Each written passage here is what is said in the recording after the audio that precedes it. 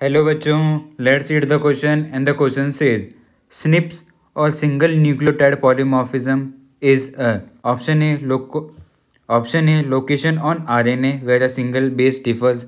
Option B, location on genome where many bases of DNA differs. Option C, location on genome where the single base of DNA differs. Option D, location on enzymes where the single base differs. तो late assume कि दो DNA sequences हैं, दो अलग individual के। ये है individual 1 का, ये है इंडिविजुअल 2 का। तो हमने क्या किया, इतना पार्ट दोनों का एक्सट्रैक्ट किया और उनके कोड्स यहाँ पे लिख लिए। इंडिविजुअल 1 का जो सीक्वेंस था वो था AGCTACTG।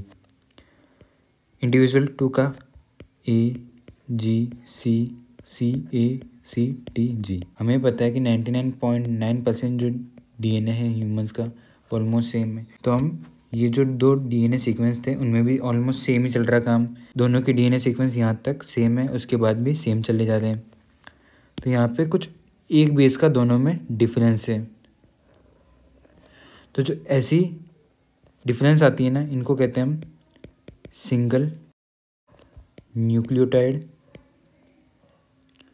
पॉलीमॉर्फिज्म। ठीक है, या फिर SNPs, इनको कहते हैं हम SNPs। ऐसे जो सिंगल न्यूक्लियोटाइड पॉलीमॉर्फिज्म है ना, तो हमारे ह्यूमन DNA के अंदर 1.4 मिलियन जगह पे मिलते हैं। ठीक है, वापस देखते हैं सिंगल न्यूक्लियोटाइड पॉलीमॉर्फिज्म क्या है। जो हमारा DNA है उसके अंदर सिंगल बेस डिफरेंस होता है, उसको हम कहते हैं सिंगल न्यूक्लियोटाइड पॉलीमॉर्फिज्म या SNPs। तो हमारे क्वेश्चन में ये पूछा है कि single nucleotide polymorphism is a.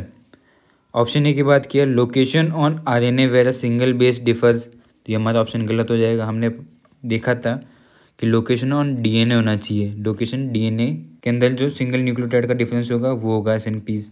Option B की बात करते हैं, location on genome where many bases differs. ये भी गलत हो जाएगा, सिर्फ सिंगल बेस डिफर करना चाहिए।